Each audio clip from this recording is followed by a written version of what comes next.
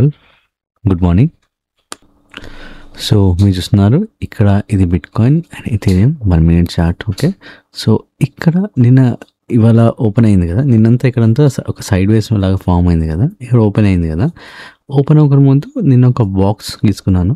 Okay, open అవ్వగానే box తీసుకున్నాను to identify trend అనమాట. ఈ బాక్స్ తీసుకున్నాక ఎప్పుడైతే బ్రేక్అవుట్ ఇచ్చిందో ఈ బాక్స్ బయట ఇక్కడ సెల్ చేయొచ్చు మనం. ఓకే, ఇక్కడ సెల్ చేయొచ్చు. సో ఇది కూడా అంతే, ఇక్కడ సెల్ చేసి ఇథీరియం ఇక్కడ వరకు వచ్చింది. ఓకే, ఇక్కడ సెల్ చేస్తే ఇక్కడ వరకు వచ్చింది అండ్ మళ్ళీ చూసారంటే రివర్స్ అవుతుంది. ఇక్కడ నుంచి రివర్స్ అయ్యి మళ్ళీ ఈ లెవెల్ హిట్ కింద పడే ఛాన్స్ ఉంది, ఈ బ్రేక్ ఒకటే పైకి వెళ్ళే ఛాన్స్, ఏదైనా జరగవచ్చు మనకి బేసికల్ని.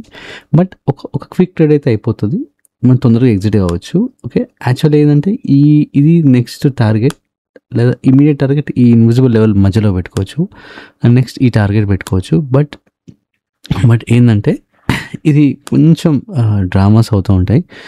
ఇక్కడ పైకి వచ్చి ఇక్కడ పడడం కానీ, ఇది బ్రేక్అవుట్ అయ్యి పైకి వెళ్ళిపోవడం కానీ ఏదైనా జరగవచ్చు. మనం ఒకవేళ నేను ఇంత పెద్ద టార్గెట్, ఈ పెద్ద కింద ఏదైతే టార్గెట్ ఉందో వెయిట్ చేస్తాను, లేదా అట్లీస్ట్ మిడ్ వరకు అని వెయిట్ చేస్తానంటే ఇవన్నీ భరించాల్సిందే.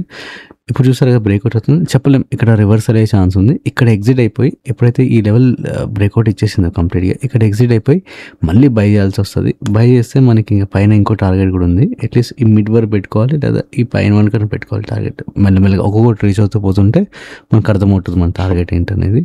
సో అంతే ఇవాళ ట్రేడ్ యాక్చువల్లీ. అండ్ డోజోన్ కూడా చూద్దాం. ఇప్పుడు ఇది డోజోన్ చార్ట్స్, నిన్న ట్రేడ్ జరిగిన చార్ట్. ఒక పెద్ద గ్రీన్ క్యాన్ పడ్డది, ఇక్కడ బై చేస్తాం, ఈ లెవెల్ హిట్ అవ్వ నెక్స్ట్ లెవెల్ ఎగ్జిట్, అంతే. ఓకే, ఒకటే ట్రేడ్. ఓకే, అండ్ కింద పడ్డదా అని మనకు అనవసరం, ఇంకా ఇంకో ట్రేడ్ అనేది కనిపిస్తుంది, ఓన్లీ 1 trade కనిపిస్తుంది. ఓకే, సో ఇది వాళ్ళ entries and exit. Thanks for watching.